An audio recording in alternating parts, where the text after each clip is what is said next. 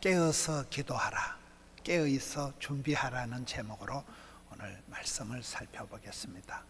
오늘 성경 말씀은 결혼식에 대한 말씀입니다.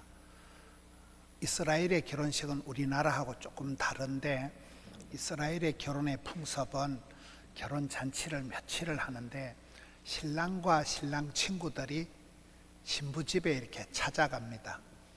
그런데 신부 집에 도착하는 시간이 오후에 올란지 밤중에 올란지 알 수가 없는 거예요. 신랑과 신랑 친구들이 신부 집에 찾아가서 잔치를 하고, 그때 신부와 신부의 친구들이 또 신랑 집으로 갑니다. 갈 때는 반드시 등불에 기름이 있어야 돼요. 등불에 기름이 없는 사람은 그 다음 결혼 예식에 참여를 못합니다. 그래서 오늘 성경에 보면 10명의 처녀가 있는데 5명의 처녀는 슬기로운 처녀고 5명은 미련해서 기름 준비를 안 했다, 이렇게 얘기를 하면서 오늘 말씀의 마지막에 가면, 그러므로 너희들은 깨어서 항상 준비를 해라, 깨어서 기도해라, 이런 말씀이 오늘의 결론입니다. 여러분, 우리가 건강을 관리하는 사람들은 보면 병원에 가는 게 당장은 무섭고 병원에 가는 게 겁이 나지만은, 그래도 정기적으로 병원에 가서 검진을 하고 예방의학을 하는 사람은 몸에 어떤 문제가 있어도 조기 발견을 하면, 요즘은 우리나라 의학기술이 발달이 되어서 웬만한 건 치료를 합니다. 그래서 예방의학이 중요한 거예요. 조기 발견이 중요한 거예요. 정기적으로 검진을 하면 우리 몸의 변화 상태를 잘 알기 때문에 충분히 예비가 된다는 거예요. 우리가 암이 걸리지 않고 치매에 걸리지 않고 이런 건강에도 유의하지만, 오늘 성경 말씀은 네 영혼을 구원하는데 어떻게 해야 되느냐. 신랑 대신 예수님이 오시는 시간을 아무도 모른다는 거예요. 성경은 도적같이 온다. 종말에, 마지막 때에, 세상 끝날에 그 결정적인 순간이 오는데, 여러분, 우리가 천국 입구에 섰을 때 그때 천사들이 우리 보고 우리 집에 왜 왔니? 왜 왔니? 그렇게 물으신다면 그때에는 부끄러움이 없어야지 거기서 빠꾸가 되면 안 된다는 거예요. 요즘 우리가 새벽에 보는 마가복음 13장 14장에도 비슷한 말씀이 나옵니다. 천국은 이와 같으니, 천국 비유를, 하나님 나라에 들어가는 자가 누구냐? 의인들은 들어가지만 악인들은 못 들어간다는 거예요.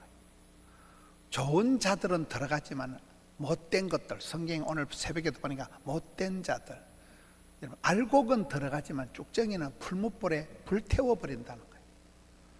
양과 염소가, 좋은 것과 못된 것이, 알곡과 가라지가 그 결정적인 순간에, 세상 끝날에, 종말에, 마지막 때, 심판의 때는 확연히 구분이 된다는 거예요. 여러분, 결혼식장에 입장이 안 되는 사람이 있다는 거예요. 달란트 비유를 보시면, 잘하였도다 착하고 충성된 종아, 착하고 충성된 종이 마지막 맞이하는 순서가 뭘까요? 주인의 즐거움에 참여하는 거예요. 마지막 그 파티에 입장이 되는 게 착하고 충성된 종의 결론입니다. 반대로 악하고 게을러 터진 종은 주인의 즐거운 잔치에 입장이 안 되고 한데 밖에 쫓겨나서 슬피 울며 이를 간다는 게 말씀입니다. 마지막 때에, 종말에, 여러분, 세상 끝날에, 심판 때에 신랑 대신 예수님을 맞이하기 위해서 신부로서 우리가 단장을 해야 된다. 신부로서 꽃단장을 해야 된다. 오늘 성경 말씀에 신부와 그의 친구들이 가장 준비해야 되는 것은 등불에 기름을 준비하는 겁니다. 성경을 보면 등불은, 기름은 성령을 얘기하는 거예요. 우리가 신앙생활 할 때 감정적으로, 기분파로, 힘으로, 능으로, 깡으로, 돈으로 안 되고 주의 영으로 된다는 거예요. 신령과 진정으로 우리가 예배하고, 얼마나 성령의 이끄심을 받느냐가 중요한데, 다윗이 모든 그 리더십의 롤 모델이 다윗이거든요. 다윗 왕이 사무엘이 그에게 와서 다윗의 제일 멘토가 사무엘이잖아요. 사무엘이 기름 뿔병을 가져다가 다윗에게 기름 부어준 그날 이후로 다윗이 성령의 충만함을 받아서 백전백승합니다. 성령의 기름 부으심이 성령의 충만함을 말하는 거예요. 우리가 힘으로 능으로 깡으로 안 되고 성령 충만함을 준비를 하라, 유지를 하라는 거예요. 여러분, 빈 깡통이 떨거덕거립니다. 마음은 비우는 게 아니고 채우는 거예요. 성령 충만, 진리 충만, 은혜 충만 채우라는 거예요. 사람들의 모습을 볼 때 자동차에 기름이 똑 떨어지면 자동차가 꼼짝을 못합니다. 기름 떨어진 자동차, 연을 날릴 때 끈 떨어진 연, 끈이 떨어진 연은 이게 그냥 지 마음대로 날아가 버립니다. 포도나무 가지의 비밀은 포도나무 가지가 줄기에 붙어 있어야 됩니다. 너희가 나를 떠나서는 아무것도 할 수 없다. 줄기에서 꺾어진 나무 가지, 떨어진 나무 가지는 금방 말라 죽습니다. 붙어 있을 때 밑에서도 모든 것이 올라와서 파랗게 살아있는 것입니다.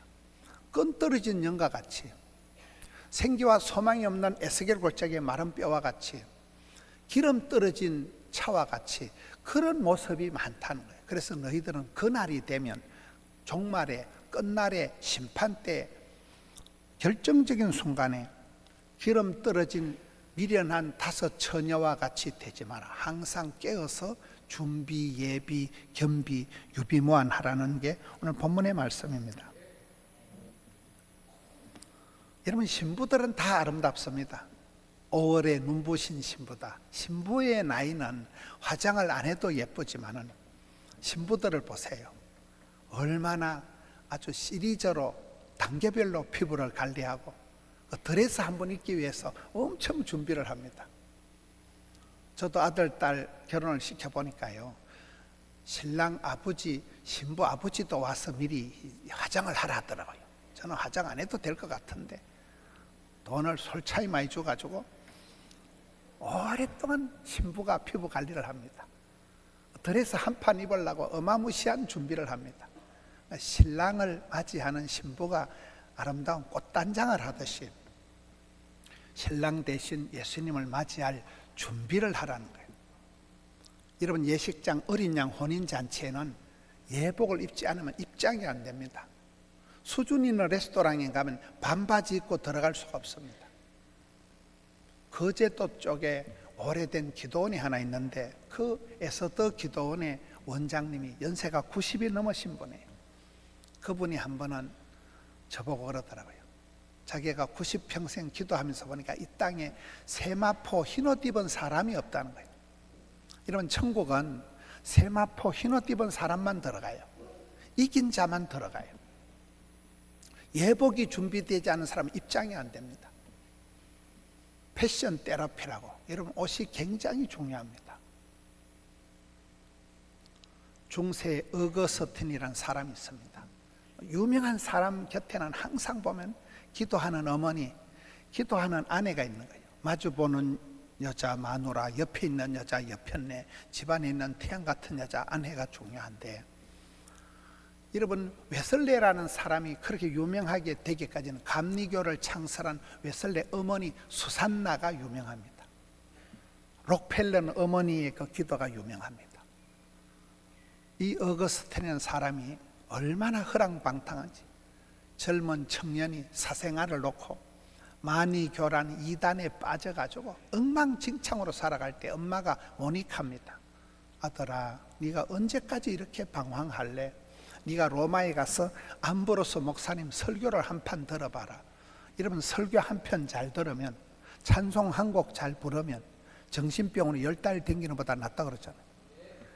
이 어거스틴이 암브로스 목사님 설교를 듣고 로마서 13장 11절에서 은혜를 받는 거예요. 그동안 많이 해못다 아이가, 많이 놀아못다 아이가, 이제 네가 어둠에 속한 일을 벗어버리고 빛의 갑옷을 입어라. 너는 어둠의 자식이 아니고 빛의 자녀니까. 따라 합시다. 어둠의 일을 벗어버리고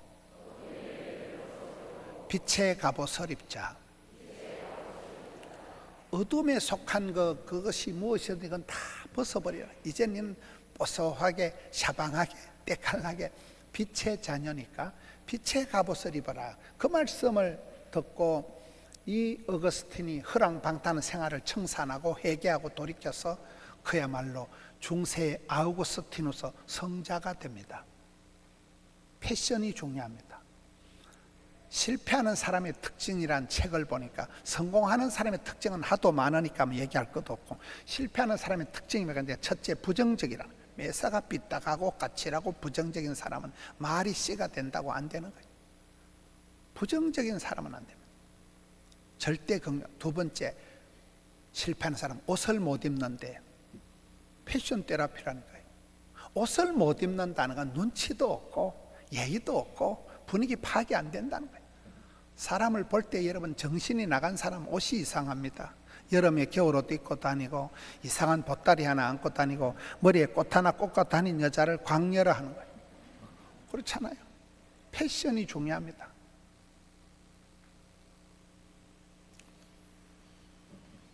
에베소서에 보면 마지막 때에 영적인 전쟁이 일어날 텐데 그 영적인 전투에서는 하나님의 전신갑주를 입어라. 복음의 신발을 신고 진리의 허리띠를 띠고 구원의 투구를 쓰고 믿음의 방패를 들고 성령의 검을 빼들어라. 전신갑주를 입으라는 건 완전 무장을 하라는 얘기입니다. 우리가 몸이 전시만시 다 아파서 죽는 게 아니에요. 간만 나빠도 심각합니다. 이빨 하나만 아파도 치가 떨린다 이러잖아요. 치가 이빨 치자거든 이게. 우리 몸에 한 군데만 아파도 심각합니다. 최소량의 법칙이라고. 그것 때문에 죽는 거예요. 우리가 완전 무장을 하지 않으면 마귀가 틈을 타는, 어느 부분에 화살이 맞든지고 빈틈에 화살이 맞으면 죽는 거기 때문에 마지막 전쟁 때는 하나님의 전신갑주를 입어라. 복음의 신발을 신어라. 군대 가면 워카만 신으면 태권도 1단이란다. 복음의 신발, 진리의 허리띠를 불끈 묶고 구원의 투구를 써야 됩니다. 여러분 오토바이 운전할 때 답답하다고 헬멧을 써야 되겠어요? 안 써야 되겠어요? 헬멧을 써야 이 머리가 보호가 되지, 헬멧을 안 쓰면 머리를 다치면 굉장히 심각해집니다. 제가 해외에 어디 갔더니만 자꾸 낮에 적도 가까운 데니까 이 햇빛이 따가우니까 선글라스를 쓰라더라고요. 그래서 제가 우리나라는 선글라스는 깡패들이나 쓰는 건데 뭘 선글라스를 쓰냐 이랬더니, 여러분 선글라스는 깡패들이 쓰는 게 아니고 햇빛에서 눈을 보호하려고 하면 선글라스를 써야 돼요.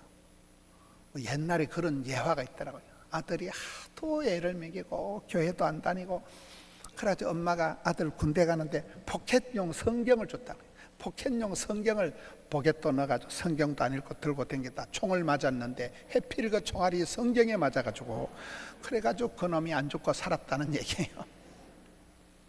성경 말씀에는 에스라와 같이 포로에 끌려가서도 성경엔 익숙한 박사, 기도에는 하나님의 보좌를 움직이는 도사, 전도에는 프로가 말기 찬성, 말씀에 기도에 찬양에 프로가 되고 달인이 되고 고수가 되고 전신갑주를 입어야 된다는 거예요. 여러분 삶 속에서 평소에 기도가 고넬료처럼 항상 기도하더니 많이 구제하더니 그 기도가 주께 상달되고 찬송이 하늘에 사무치고 그 구제함이 선행이 쌓여서 차곡차곡 마일리지가 쌓여서 하나님께서 기억하신 것처럼 평소의 삶에서 준비를 하라는 거예요. 바울이 마지막 유언과 같이 적은 게 디모데후서입니다. 바울이 죽기 전에 믿음의 아들 디모데에게, 디모데야 너는 맨날 허약하고 병약하고 심약해 빠졌으니까 은혜 안에서 강하라. 여러분 은혜의 원리가 뭡니까? 성경에 보면 약할 때 강하게 하나님 역사하시는 거예요. 약한 자에게 하나님이 그리스도의 은혜를 온전히 베풀어 주시는 거예요. 디모데는 늘 병약하고 허약해 빠졌지만 은혜 안에서 강하라. 은혜 안에서 강한 사람을 세 사람을 소개합니다. 디모데후서 2장에 첫째는 너는 그리스도 예수의 좋은 병사다. 둘째는 운동선수다. 셋째는 수고하는 농부다.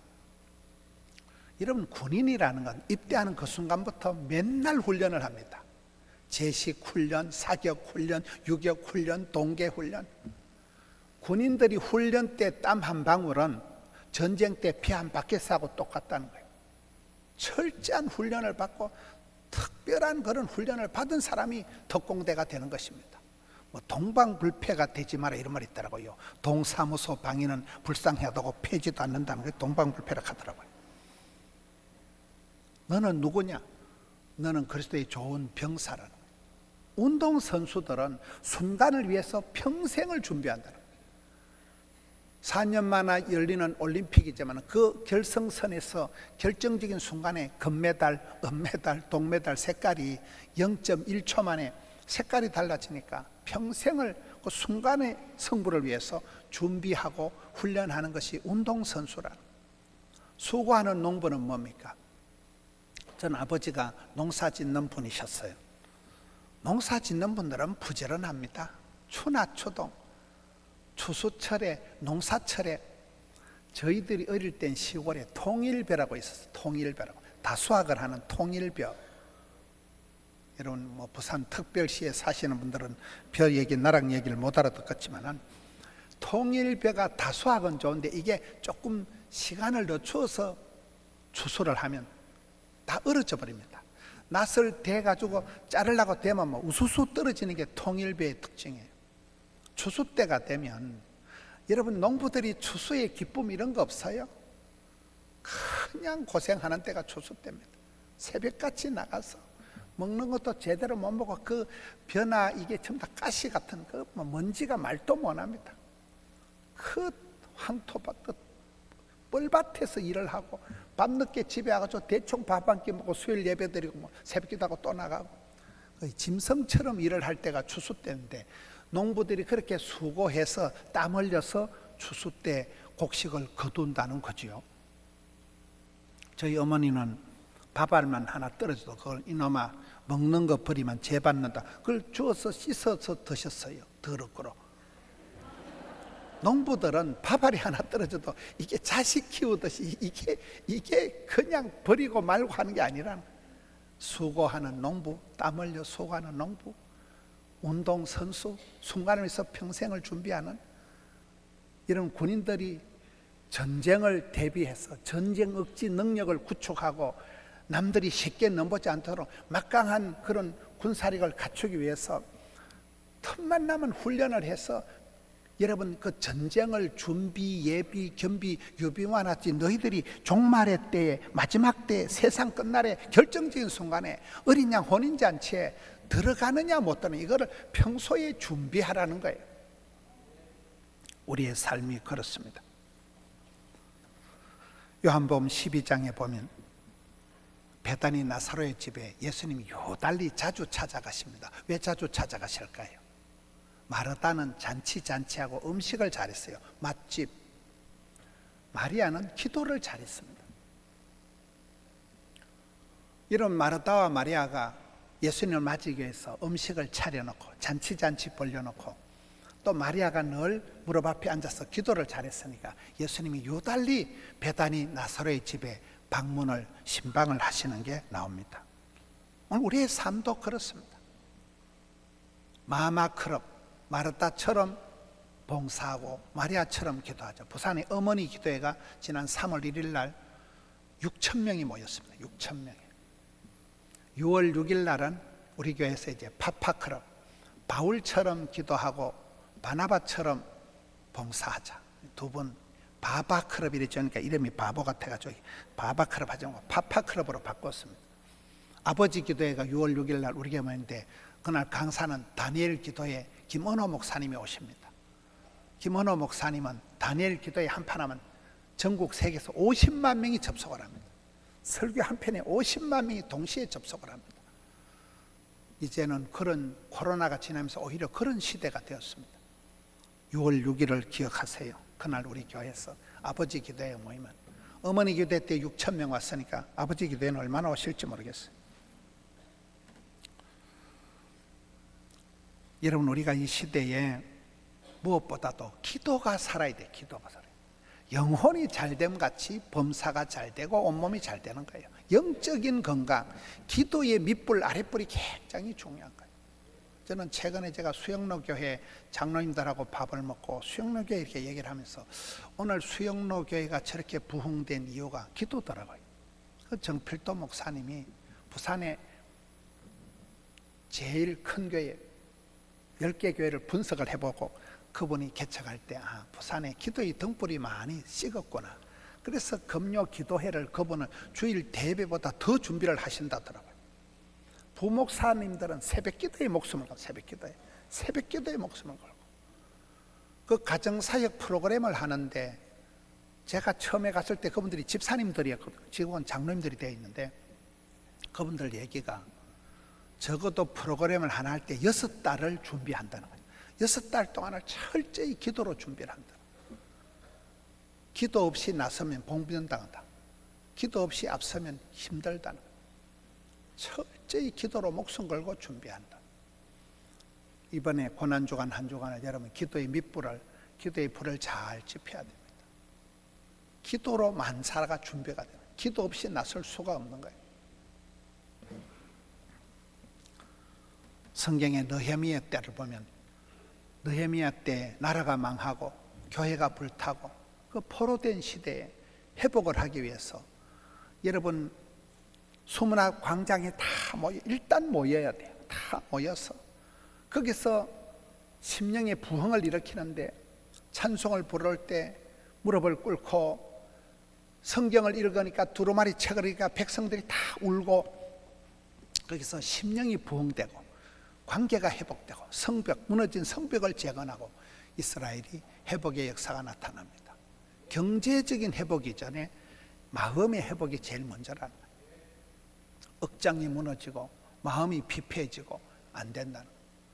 오늘 이 결혼 예식을 얘기를 하면서 운명적인 결정적인 그 순간 심판의 때, 종말의 때, 마지막 때 신랑을 맞이하는 신부가 돼야 되는데 그 준비를 어떻게 하냐는 거예요. 요즘 우리가 새벽마다 보는 마가복음 14장에 보면 향유 옥합을 깨트린 한 여인이 나옵니다. 사람들은 그 향유 옥합을 깨트린 여인을 비싼 돈을 허비한다고 책망을 했지만 예수님께서는 가만두라. 제자들도 준비하지 못한 예수님의 장례식을 준비한 이 여인의 이야기를 복음이 전파되는 곳마다 어디든지 이 여인의 이야기를 기념하라 이런 얘기를 합니다. 이런 나쁜 일들 우리의 머리에 기억이 남지만은 좋은 일들은 오래오래 기념비적인 일이 되는 것입니다. 나를 위해서 준비하지 말고 하나님의 영광을 위해서 기념적인 그런 삶을 준비하는 사람은 여러분 하나님의 영광을 높이 드러내고 주님이 기뻐하시면 그 사람도 덩달아서 복을 받습니다. 그 날을 위해서 그 결정적인 날 심판의 날 신랑이 오는 그날을 위해서 신부가 꽃단장을 하듯이 준비를 하라는 거예요. 주님의 오는 길을 가장 크게 준비했던 사람이 세례요한입니다. 근데 누가복음 1장에 보면 세례요한은 어쩌다 광야에 외치는 사리로 뿅 태어난 게 아니에요. 세례요한이 어쩌다 등장한 인물이 아니고 아버지 사가랴, 어머니 엘리사벳이 할아버지 할머니가 되도록 포기하지 않고 끝까지 기도한 하나님요 우리 집안에 아를 하나 주세요. 그 사가랴가 엘리사벳이 계속해서 기도하니까 하나님께서 고마해라. 네 기도가 내 귀에 들렸다. 하나님께서 할아버지 할머니의 그 기도를 중단을 시키고 기도의 늦둥이로 태어나게 된 아이가 세례요한입니다. 그래서 우리의 삶이 그런 거예요. 아까 우리 그 권사님 간증한 것처럼 기도는 길어도 응답은 순간이라. 평생을 준비하고 평생을 해도 결정적인 순간에 빛이 나는 거예요. 천국 입구에 섰는데 우리 집에 왜 왔니 왜 왔니 그때 이름 뭐라고 대답하시겠어요? 평소의 삶에서 표가 난다는 거예요. 평소의 삶에서 소박한 데서 대박이 터지고 평범한 데서 비범한 게 나오고 작은 일에 충성할 때 많은 것을 하나님이 맡기시는 것입니다. 사도 바울이 산전, 수전, 우주전, 공중전 다 겪고 그의 말년의 고백이 나는 일체의 비결을 배웠다. 일체의 비결을 터득한 사도 바울이 그야말로 올라운드 플레이어, 멀티 플레이어, 포시전 전천후 크리스찬이 되어서 담대하게 거침없이 세상에 막을 자가 없는 담대하게 거침없이 로마까지 진군한 대사도 바울이 된 것처럼 사랑하는 성도 여러분, 발등에 불 끄기도 바쁘고 내 코가 석자인 현실 속에서도 오늘 말씀처럼 주님 다시 오실 날이 불언간에 있는데, 여러분, 주님은 100년 뒤에 오셔도 내가 10년 뒤에 죽는다면 나에게 유통기한은 10년이 마지막입니다. 날마다 때마다 하루를 천년같이 종말론적인 삶을 살아가라는 거예요. 뜻없이 생각 없이 살지 말고 등불에 기름을 준비하고 세마포 흰옷을 입고 하나님의 전신갑주를 입고 빛의 갑옷을 입고 신랑 되신 주님 앞에 설 때 그때에는 부끄러움이 없는 우리 성도님들 되시기를 주님의 이름으로 축원합니다.